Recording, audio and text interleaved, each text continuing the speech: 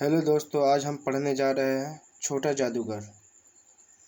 ये class number ये class 8 का है और हिंदी का चैप्टर नंबर 2 है। छोटा जादूगर पढ़ने जा रहे हैं आज।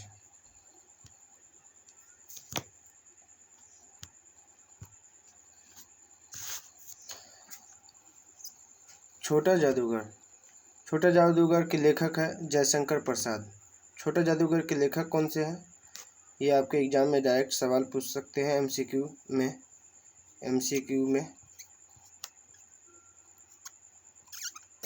में कि छोटा जादूगर के लेखक कौन से हैं। छोटा जादूगर के लेखक हैं जयशंकर प्रसाद।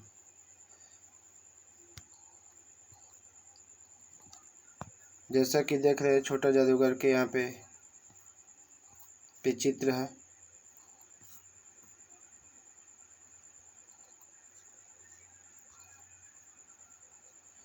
चलिए कहानी स्टार्ट करते हैं और कहानी को बढ़िया से समझेंगे और पढ़ते जाएंगे लाइन बाय लाइन। कहानी को समझेंगे और पढ़ते जाएंगे लाइन बाय लाइन।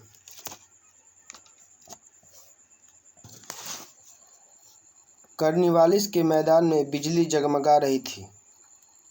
कर्निवालिस देखिए उसको कहा जाता है कर्निवालिस के मैदान, जहाँ पे बड़ा बड़ा शहरों में मेला लगने के लिए मैदान रहता है, फील्ड रहता है, उसको कर्निवालिस कहते हैं। ठीक है। हंसी और विनोद का कलनाद गुज रहा था। कलनाद यानी मीठे स्वर।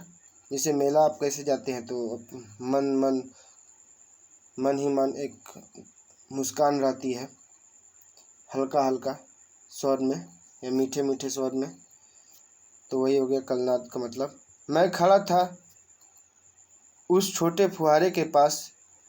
अच्छा देखिएगा, एक बात समझिए पहले। यहाँ पे मैं जब भी कहा जाए तो इसका मतलब लेखक कह रहे हैं कि मैं, लेखक खुद कह रहे हैं, लेखक के पात्र में है। और ये कहानी बहुत बेहतर कहानी है, आप ज़रूर ध्यान से सुनिएगा। मैं खड़ा था उस छोटे फुहारे के पास जहाँ एक लड़का चुपचाप शरबत पीने वाले को देख रहा था। उसके गले में फटे कुर्ते के ऊपर एक मोटी सी सूत की रस्सी पड़ी थी और जेब में कुछ ताश के पत्ते थे। उसके मुंह पे गंभीर विषाद के साथ धैर्य की रेखा थी। विषाद मतलब होता है उदास या दुख भाव। ठीक है, दुख भाव। विषाद का मतलब क्या होता है? गंभीर या दुख भाव। मैं उसकी ओर न जाने क्यों आकर्षित हुआ। यानी लेखक बोल रहे हैं कि मैं उसकी ओर, यानी जो लेखक है तो आकर्षित होते हैं किसके ओर? वो लड़के की ओर। मैं उस लड़की की ओर न जाने क्यों आकर्षित हुआ।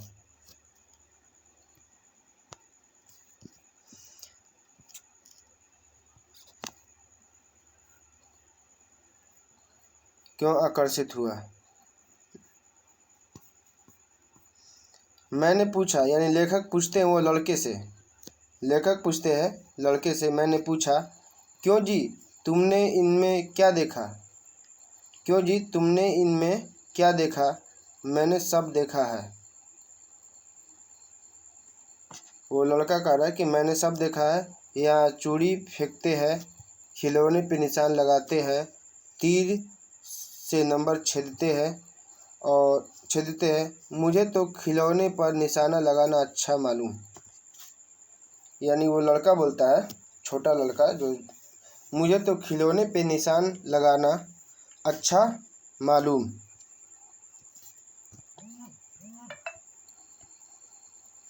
चलिए आगे बढ़ते हैं।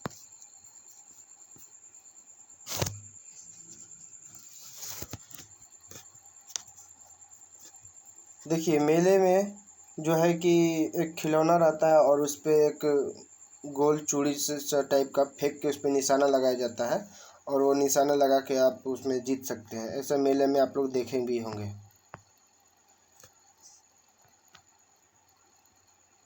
निशाना लगाना, यानी वो लड़के बोला है मुझे तो खिलौने पर निशान लगाना अच्छा मालूम हुआ, जादूगर तो बिल्कुल निकम्मा है। यानी वो लड़का दूसरे जादूगर जो मेले में दिखा रहा था, वो जादूगर को देख के कहता है ये तो निकम्मा है, ये तो फालतू जादू दिखा रहा है, इससे अच्छा तो हम अपना दिखा सकते हैं। तो जादूगर तो बिल्कुल निकम्मा है, उससे अच्छा तो ताश का खेल है, उससे अच्छा तो ताश का खेल मैं ही दिखा सकता हूँ। लड़का बोला कि उससे अच्छा तो ताश का खेल है, खेल मैं ही दिखा सकता हूँ। लेखक के बोल के कहा कि मैं तो उससे अच्छा ताश का खेल दिखा सकता हूँ। उससे बड़ी प्रबलता से कहा, बड़ी प्रबलता से यानी होशियारी से या चतुराई से, प्रबलता मतलब होशियारी से चतुराई से, होशियारी से प्रबलता मतलब होशियारी या चतुराई से कहा। कौन कहा? तो लड़का ने कहा। उसकी वाणी में कहीं रुकावट न थी। लड़का का वाणी में यानी बोली में या स्वर में कोई रुकावट नहीं थी। तो मैंने पूछा, लेखक पूछते हैं, और उस पर्दे में क्या है? और उस पर्दे में क्या है? वहाँ तुम गए थे? वहाँ तुम गए थे? एक पर्दे मेला में था, तो वहीं पे लेखक जी बोल रहे हैं उस लड़के के बारे में कि क्या वहाँ पे तुम गए थे तुम? तो लड़का बोलता है नहीं, वहाँ मैं नहीं जा सका, वहाँ मैं नहीं जा सका। क्यों नहीं जा सका? तो टिकट लगता है, तो टिकट लगता है। मैंने कहा तो चलो मैं वहाँ पर तुमको लिवा चलूँ, यानी वहाँ पे तुमको लेते चलूँ, चलो। मैंने मन ही मन कहा भाई आज के तुम ही मित्र रहे। लेखक से कहा कि मन ही मन अपना मन में कहा कि भाई आज के तुम ही मित्र रहे। लड़का बहुत गरीब था और इनकी माँ बीमार थी, और लड़के के पिता जो थे वो एक देशभक्त थे, और वो देशभक्ति के कारण ही उसे अंग्रेज ने जेल में बंद कर दिए थे, जेल में डाल दिए थे। और लड़का की माँ बीमार थी और लड़का बहुत ही ज़्यादा गरीब था। माँ के लिए दवाई और भी खाना के लिए जो है कि भोजन के लिए वो जादू दिखाता था और ताश का खेल दिखाता था, और भी आगे हम कहानी पे देखेंगे और भी छोटा छोटा अपना जादू खेल दिखाया करता था। चलिए आगे बढ़ते हैं इस कहानी से।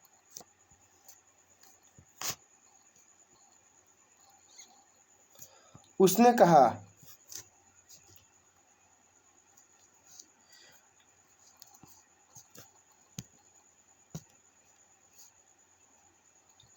वहाँ जाकर क्या कीजिएगा, चलिए निशाना लगाया जाए, चलिए निशाना लगाया जाए। किसने बोला? लड़का बोला कि वहाँ पे जाके क्या कीजिएगा? लेखक से बोला कि वहाँ पे जाके क्या कीजिएगा, चलिए निशाना लगाते हैं, चलिए निशाना लगाते हैं। आप मेला में गए होंगे तो निशाना लगाते हुए देखे होंगे कि एक गोल टाइप का रिंग टाइप का रहता है, और उसमें उसको जो है कि फेंका जाता है और फेंक के निशाना लगाया जाता है। सही से गोला में आ जाता है तो वो सामान आपका हो जाता है या वो पैसा आपका हो जाता है। आप ज़रूर कहीं ना कहीं मेले में गए होंगे तो देखे होंगे। तो मैंने उसे सहमत होकर कहा तो फिर चलो पहले शरबत पी लिया, तो फिर चलो पहले शरबत पी लिया जाए। लेखक कहते हैं कि चलो पहले शरबत पी लिया जाए। तो लड़के ने कहा स्वीकार सूचक सिर हिलाकर, जैसे नहीं बोलता है कोई आदमी कि कुछ पूछ रहा है तो वो सिर हिला के बोल देता है, हाँ कहीं और इशारा कर देता है, या यस की ओर इशारा कर देता है। आप भी किए होंगे ज़रूर। तो मनुष्य की भीड़ से जाड़े की संध्या भी गर्म हो रही थी। मनुष्य की इतना भीड़ था कि जाड़े का समय था और भी गर्मी लग रहा था। मेला में आप जाओगे तो आपको बहुत सारा वहाँ पे मेले में मनुष्य की भीड़ थी, जाड़े की संध्या भी गर्म हो रही थी। वहाँ पे मेले में मौसम तो ठंडा था लेकिन मेला में गर्मी लग रहा था, गर्म था। मौसम वहाँ का। हम दोनों यानी हम दोनों कौन, लेखक और वो बच्चा जिसको छोटा जादूगर कहा जाता है। तो हम दोनों शरबत पीकर निशाना लगाने चले। राह में उसने पूछा, राह में यानी रास्ते में उससे पूछा, तुम्हारे और कौन है? तुम्हारे और कौन है? लेखक ने पूछा कि तुम्हारे और कौन है?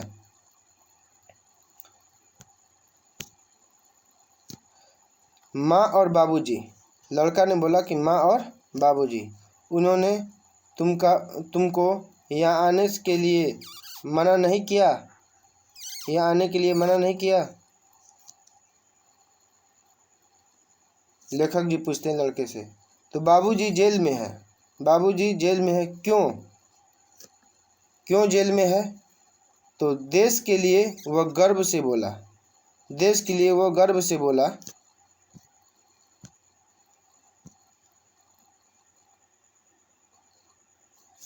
देश के लिए वह गर्व से बोला।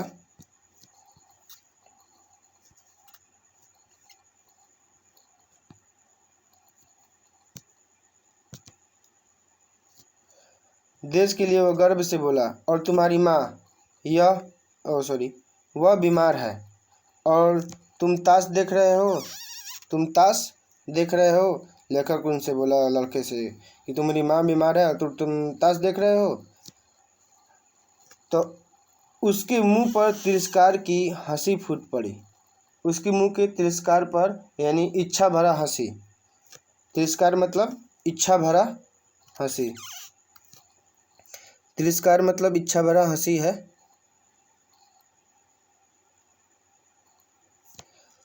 उसने कहा, तमाशा देखने नहीं दिखाने निकला हूँ। लड़का ने बोला कि तमाशा देखने नहीं दिखाने निकला हूँ। कुछ पैसे ले जाऊँगा तो माँ को पथ्य दूंगा। यानी माँ को पथ्य दूंगा यानी रोगी का भोजन खिलाने वाला को पथ्य कहा जाता है। ठीक है, पथ्य किसको कहा जाता है? तो रोगी को जैसे भोजन खिलाया जाता है ना, तो उसको पथ्य कहा जाता है। जैसे हो गया दवाई, हो गया भोजन, हो गया बहुत तरह का रोगी का जो है कि देखभाल करना पड़ता है। खाना पीना से लेके दवाई तक उनका अलग रहता है। तो माँ को पथा दूंगा।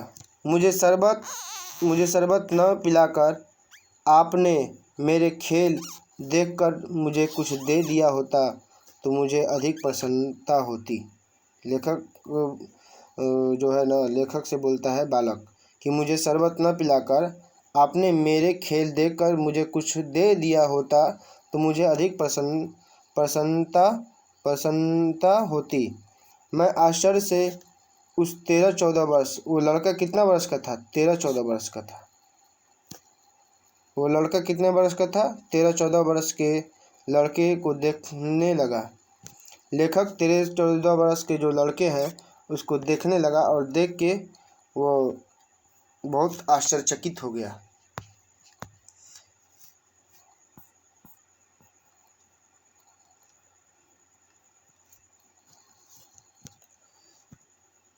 तब आगे कहानी, हाँ मैं सच कहता हूँ बाबूजी।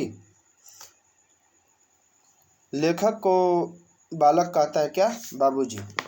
माँ जी बीमार है इसलिए मैं नहीं गया। माँ जी बीमार है इसलिए मैं नहीं गया। कहा, जेल में सब कुछ लोग खेल तमाशा देखते ही हैं तो मैं क्यों न दिखाकर माँ की सेवा करूं और अपना पेट भी भरूं।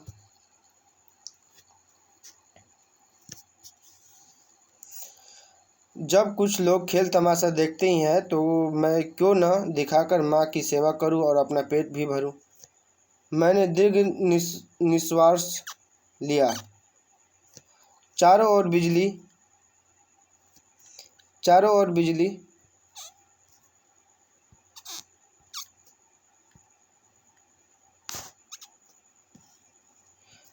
बिजली के लट्टू नाच रहे थे। चारों ओर बिजली के लट्टू नाच रहे थे। मैं व्यंग हो उठा। मैंने उससे कहा, अच्छी चलो निशाना लगाया जाए। अच्छी चलो निशाना लगाया जाए।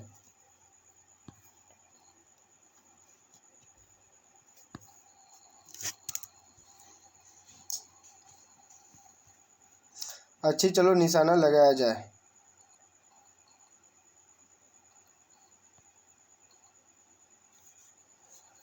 हम दोनों उस जगह पर हम दोनों उस जगह पर हम दोनों उस जगह पर पहुँचे। हम दोनों उस जगह पर पहुँचे जहाँ खिलौनों को गेंद से गिराया जाता। लेखक और कौन? बालक। दोनों पहुँच गए जहाँ पे वो गेंद से खिलौने गिराया जाता था। मैंने 12 टिकट खरीदे और उस लड़के को दिए। मैंने 12 टिकट खरीदकर उस लड़के को दिए। वह निकला पक्का निशानेबाज। लड़का निकला पक्का निशानेबाज। उसकी कोई गेंद खाली नहीं गई। देखने वाले दंग रह गए कि उसने 12 खिलौने के बटोर लिया। जो वहाँ का दर्शक जो था, जैसे कि सब कोई खेलने जाता है तो वहाँ का अगल बगल का और भी रहता है खेलने के लिए, तो वहाँ का देखते ही रह गया। वो 12 खिलौने 12 को लिया गेंद और 12 ही खिलौने बटोर लिया और उठा के, लेकिन उठाता कैसे? 12 के खिलौने भी होता है और उठाएगा वो कैसे, यही वो सोच रहा था। कुछ मेरे रुमाल में तो कुछ जेब में रख दिए गए। कुछ मेरे रुमाल में तो कुछ जेब में रख दिए गए। लड़के ने कहा,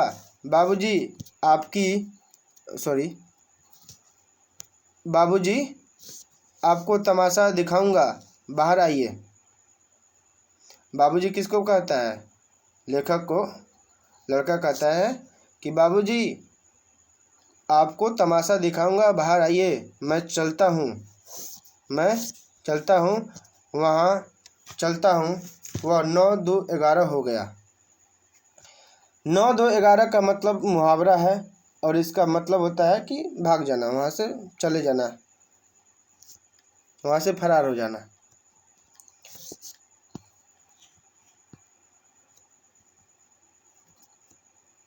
मन ही मन कहा, इतनी जल्दी आंख बदल गई। मन ही मन कहा, इतनी जल्दी आंख बदल गई। कौन कहा? लेखक कहा। अच्छा, इतनी जल्दी आंख बदल गई, ये भी मुहावरा है और इसके आपके एग्जाम में पूछ भी सकता है। यानी जल्दी चले आना, जल्दी चले आना।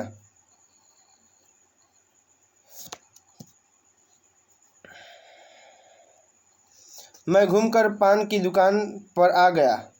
लेखक जी गए और पान की दुकान पर आ गए। पान खाकर बड़ी देर तक इधर उधर टहलता। पान खाकर बड़ी इधर उधर तक टहलता।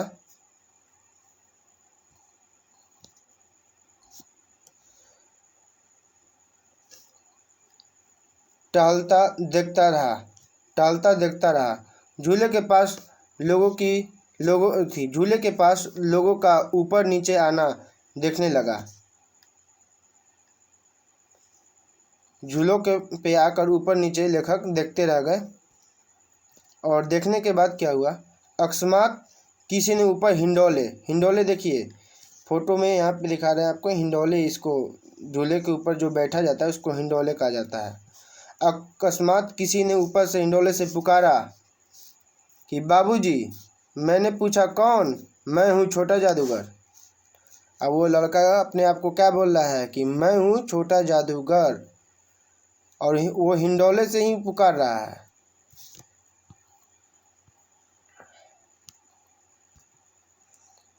कलकत्ता के सुरमय, अब देखिए कहानी का आगे भाग चल गया।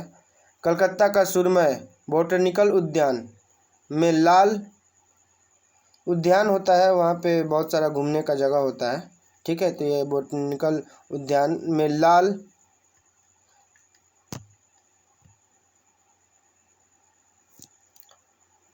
कमलिनी में भरी हुई एक छोटी सी झील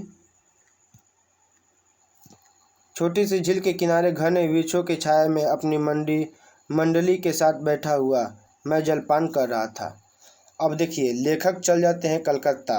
अब दूसरा दृश्य हो गया, कलकत्ता चले जाते हैं बॉटनिकल गार्डन में, और वहाँ पे लाल कमलिनी में भरी हुई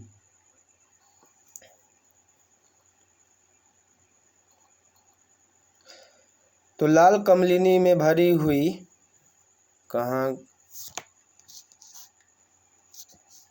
एक छोटी सी झील, यानी एक छोटा सा झील है, और लाल कमनी यानी लाल छोटे छोटे कमल के फूल हैं, और छोटी सी झील के किनारे घने वृक्ष की छाया में लेखक अपनी मंडली के साथ यानी अपने परिवार के साथ बैठे हैं। बैठते हुए जलपान कर रहा था, जलपान यानी नाश्ता हो गया, कर रहा था। बातें हो रही थी तो इतने में वही छोटा जादूगर दिखाई पड़ गया। कलकत्ता के उद्यान में बैठे थे और उतने में क्या उनको छोटा जादूगर दिखाई पड़ गया। हाथ में चरखाने।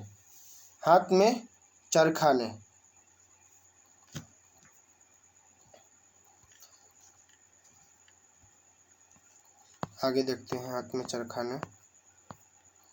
में चरखाने, खादी का झोला। हाथ में चरखाने और खादी का झोला, साफ जंघिया और आधी बाहों का कुर्ता, सिर पर मैला रुमाल सूत की रस्सी से बंधा था। यानी जादूगर के क्या पास था, हाथ में वो पहना हुआ था और कुर्ता, और सिर पर मैला रुमाल सूत रस्सी से बांधा था। मस्तानी चाल से झूमता हुआ कहने लगा, बाबूजी नमस्ते। लेखक को कहने लगा वो बालक कि बाबूजी नमस्ते, आज कहिए तो खेल दिखाऊं। वो बाबूजी से, वो लेखक से पूछता है कि आज कहिए तो मैं खेल दिखाऊं। तो देखिए लेखक क्या बोलते हैं,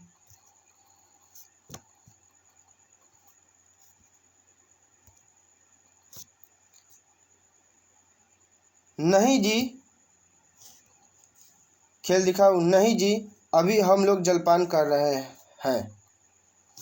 नहीं जी, अभी हम लोग जलपान कर रहे हैं। फिर इसके बाद क्या गाना बजाना होगा बाबूजी? नहीं जी, तुमको मैं क्रोध से कुछ और कहने जा रहा था। देखिए लेखक जो है वो बालक को क्रोध से कहने जा रहे हैं। अब क्या कहने जा रहे हैं उसी के बारे में है। अब लेखक जी कहने जा रहे हैं, लेकिन आगे क्या होता है? आगे होता है, कहानी के आगे देखते हैं क्या है आगे। श्रीमती ने कहा, यानी लेखक की पत्नी ने कहा, दिखलाओ जी, तुम तो अच्छे आए, यानी तुम तो अच्छे समय पे आए हो, दिखलाओ। भला कुछ मन तो बहले। मैं चुप हो गया, लेखक चुप हो गए, क्योंकि श्रीमती की वाणी में श्रीमती की वाणी यानी श्रीमती लेखक की पत्नी, श्रीमती की वाणी में माँ की सी वह मिठास थी जिसके सामने किसी भी लड़के को रोका नहीं जा सकता। लेखक लड़के को नहीं रोका और उसने खेल आरंभ किया, खेल दिखाना शुरू किया। उस दिन कार्निवल में सब खिलौने उससे खेल में अपना अभिनय करने लगे। भालू मानने लगा, ध्यान से सुनिएगा क्या खेल दिखाता है लड़का। भालू मनाने लगा, बिल्ली रूठने लगी, बंदर घुड़कने लगा, गुड़िया का ब्याह हुआ, गुड्डा वर काना निकला। लड़के का वाचालता से ही अभिनय हो रहा था। हंसते हंसते लोटपोट हो गया। अब ज़्यादा हंसिएगा तो लोटपोट आदमी हो जाता है। तो वो खेल क्या क्या दिखा रहा था एक बार गौर कर लीजिएगा। और आपका खेल अपना अभिनय, भालू मनाने लगा, बिल्ली रूठने लगी, बंदर घुड़कने लगा, गुड़िया का ब्याह हुआ, गुड्डा वर काना निकला, लड़के के वाचालता से ही अभिनय हो रहा था। हंसते हंसते सब कोई लोटपोट हो गए।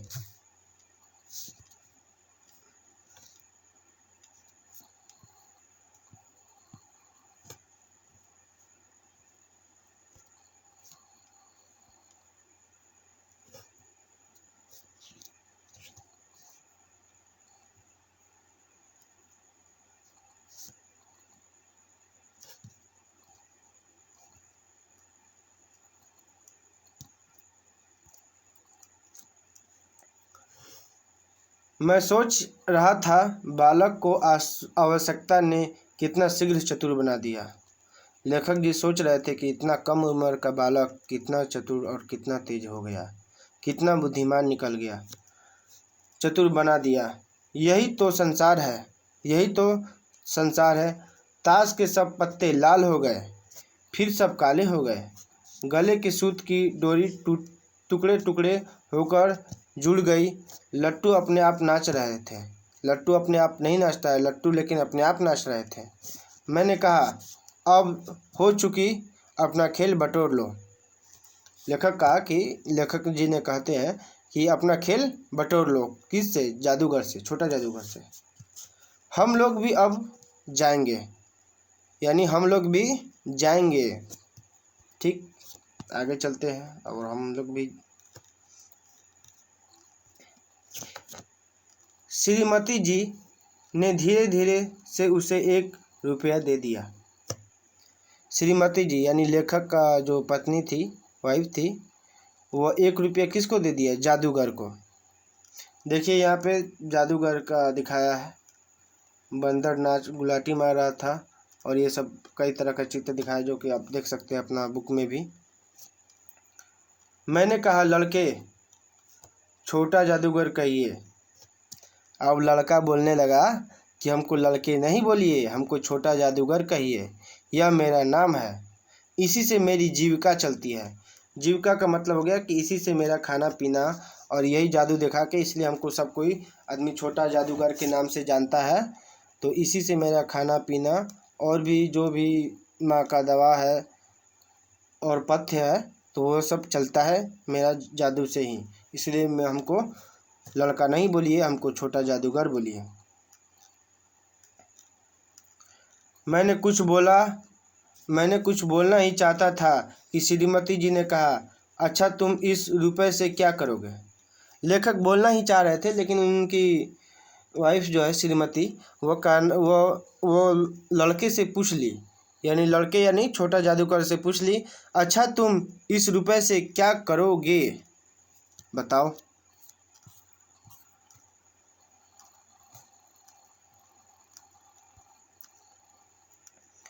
पहले भरपेट पकौड़ी खाऊंगा। पहले भरपेट क्या खाऊंगा? पकौड़ी खाऊंगा। फिर 1 सूती कंबल लूँगा। फिर 1 सूती कंबल लूँगा। मेरे क्रोध अब लौट आए। मैं अपने पर बहुत क्रुद्ध होकर सोचने लगा, ओह कितना स्वार्थी हूँ, कितना स्वार्थी हूँ। यानी जो अपने आप के बारे में ही सिर्फ सोचता है।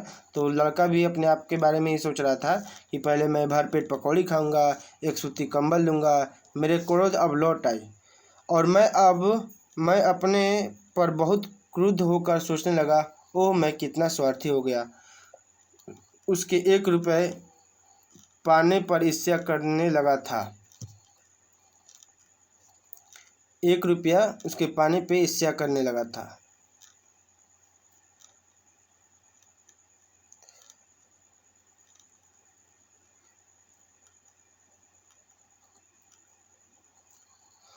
लेखक को जो है ना, यहाँ पे थोड़ा सा वो श्रीमती जी पूछती है कि आप 1 रुपये का करोगे क्या, तो वो बड़ा थोड़ा सा अजीब टाइप का हो जाता है। वह नमस्कार करके चला गया। लड़का नमस्कार करके चला गया। हम लोग लता कुंज देखने के लिए चल दिए। हम लोग लता कुंज देखने के लिए चल दिए। उस छोटे छोटे से बनावटी जंगल में संध्या साय साय करने लगी थी। अस्ताचलगामी अस्ताचलगामी का मतलब क्या होता है, समझिए ध्यान से। अस्ताचलगामी, अस्ताचलगामी यानी सूर्य जब ढलने लगता है ना, शाम का समय जब सूरज ढलने लगता है, जब हम शाम का जो जिसको बोलते हैं संध्या का समय, तो उसी को शुद्ध हिंदी में अस्ताचलगामी, सूर्य की अंतिम किरणें जो वृक्ष की पत्तियों से विदाई ले रही थी।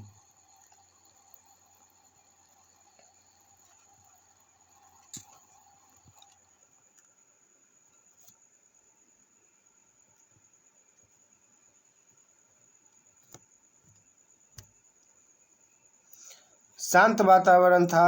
हम लोग धीरे धीरे मोटर से हावड़ा की ओर आ रहे थे। तो लेखक और उनकी श्रीमती वो धीरे धीरे मोटर से हावड़ा की ओर आ रहे थे। रह रहकर छोटा जादूगर स्मरण हो आता, रह रहकर स्मरण हो आता यानी उनको याद आ जाता। ठीक है। सचमुच वह एक झोपड़ी के पास कंबल कंधे पे डाले खड़ा था, और उन्होंने देखा कि सचमुच वह एक झोपड़ी के पास कंबल कंधे पे डाले खड़ा था। मैंने मोटर रोककर उससे पूछा, लेखक उनसे मोटर रोककर पूछते हैं कि तुम यहाँ कहाँ? मेरी माँ यहीं है ना? जादूगर कहता है, छोटा जादूगर, कि मेरी माँ यही है ना? अब उसे अस्पताल वालों ने निकाल दिया है। मैं उतर गया। उस झोपड़ी में देखा तो एक स्त्री चिथड़ा से लदी, चिथड़ा नहीं होगा, सॉरी, थोड़ा,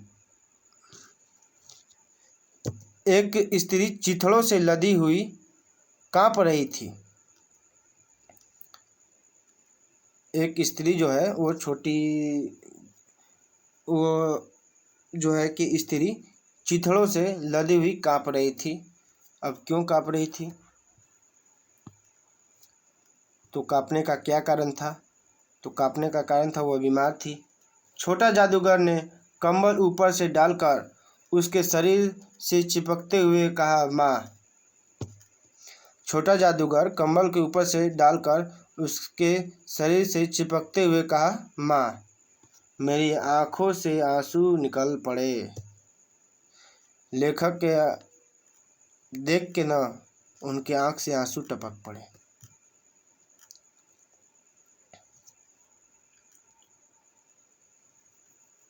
बड़ा दुखद कहानी है।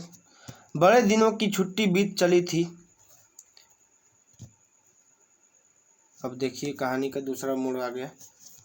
बड़े दिन की छुट्टी बीत चली थी। मुझे अपने ऑफिस में समय से पहुंचना था। यानी लेखक जी को बड़े दिनों की छुट्टी बीत चली थी और उनको ऑफिस पहुंचना था।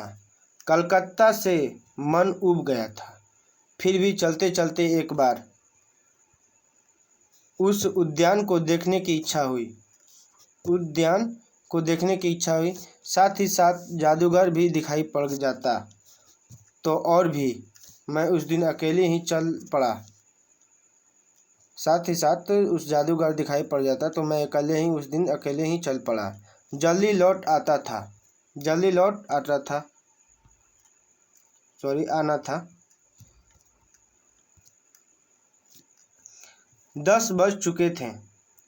मैंने देखा कि निर्मल धूप में सड़क के किनारे एक कपड़े पर छोटे जादूगर का रंगमंच सजा था।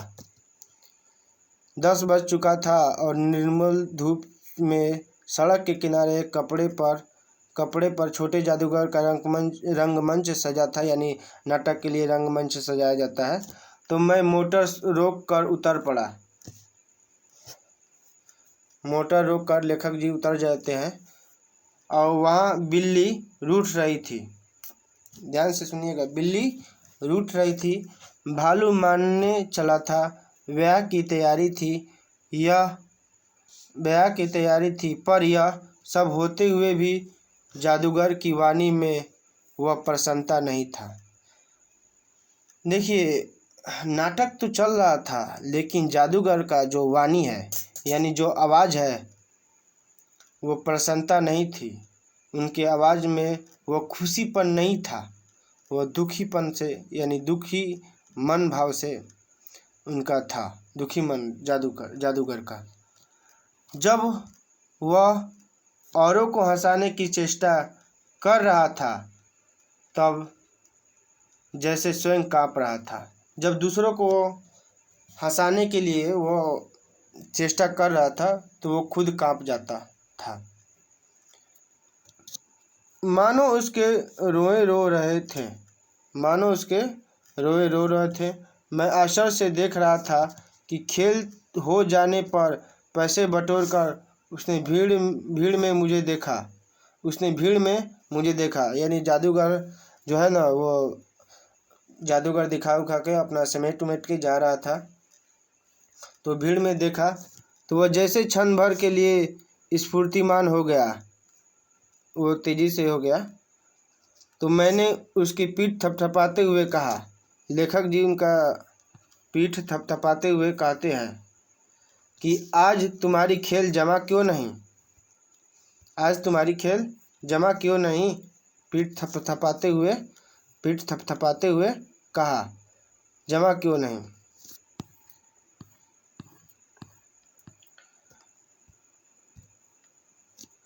माँ ने कहा, यानी छोटा जादूगर की माँ ने कहा था कि आज तुरंत चले आना, मेरी घड़ी समीप है। और चलित भाव से उसने कहा, यानी बहुत दुखी भाव से कहा कि मेरी घड़ी समीप है। और चलित भाव से उसने कहा, उसकी माँ ने कहा था, तब भी तुम खेल दिखाने चले आए। लेखक पूछते हैं कि तब भी तुम खेल दिखाने चले आए। मैंने कुछ क्रोध से कहा, मनुष्य के सुख दुख का माप अपनी साधन होता है, उसी के अनुपात से वह तुलना करता है। मनुष्य का सुख दुख का साधन होता है, माप होता है अपना अपना, सबका अलग अलग दुख है और सबका अलग अलग सुख है, ठीक है।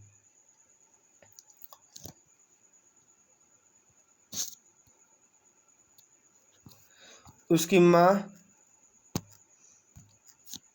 उसके मुंह पर वह परिचित तिरस्कार की रेखा फूट पड़ी।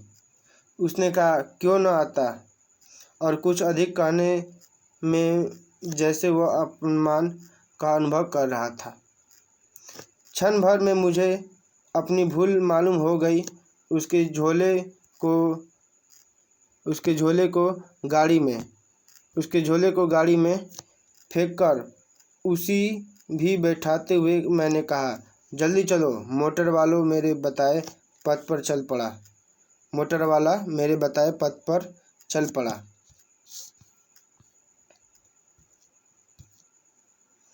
कुछ ही मिनटों में हम झोपड़ी के पास पहुँचे, यानी छोटा जादूगर के घर। जादूगर दौड़कर झोपड़ी में माँ माँ पुकारते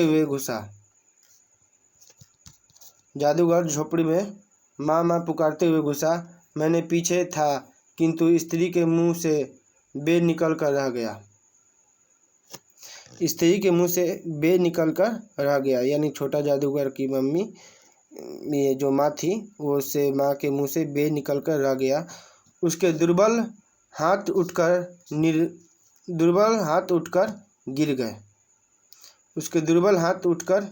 देख रहे हैं यह फोटो पे आपको दिखाई जैसे पड़ रहा होगा। देखिए यहाँ पे इसकी माँ है ये, और ये छोटा जादूगर है, और ये लेखक जी हैं।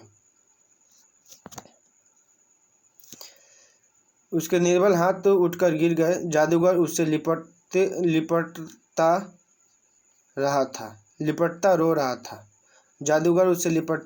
रो रहा था। मैं स्तब्ध था कि उस उज्जवल धूप में समग्र संसार जैसे जादू सी मेरे चारों ओर नृत्य करने लगा। जादूगर माँ को पकड़ के रो रहा था और मैं यानी स्तब्ध था कि उस उज्जवल धूप में समग्र संसार जैसे जादू सा मेरे आँखों में चारों ओर नृत्य कर रहा है। अवचलित यानी घबराया हुआ मन से।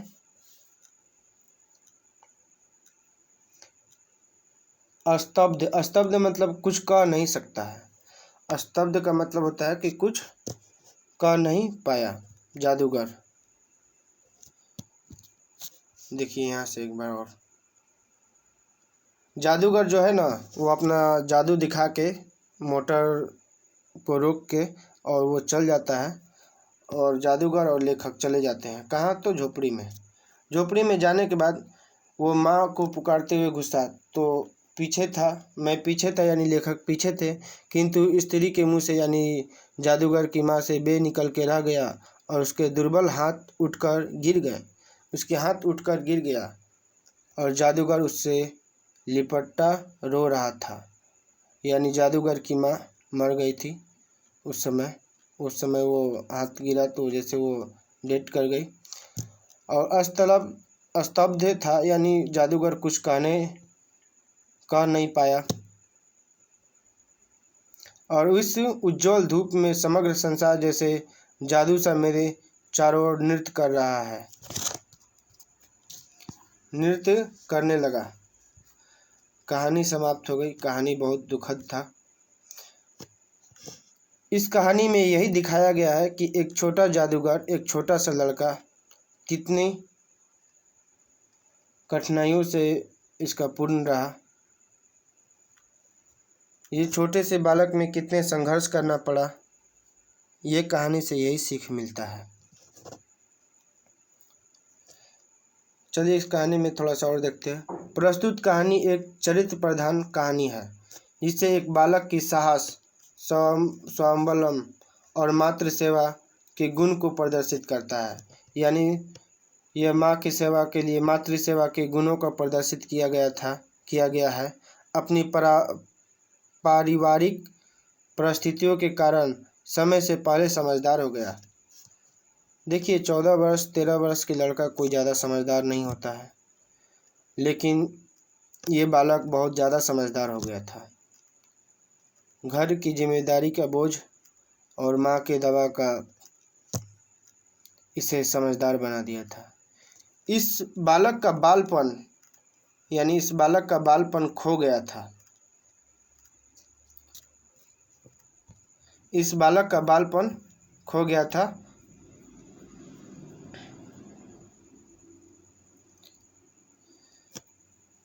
और ये कहानी बहुत अच्छा लगा पढ़ के भी। आप लोगों को कैसा लगा ये ज़रूर कमेंट करके बताइएगा। और इस कहानी का MCQ बहुत जल्द वीडियो में आ जाएगा सोनू स्टडी हब में। और चैनल को लाइक कीजिए, शेयर कीजिए और सब्सक्राइब कीजिए। धन्यवाद।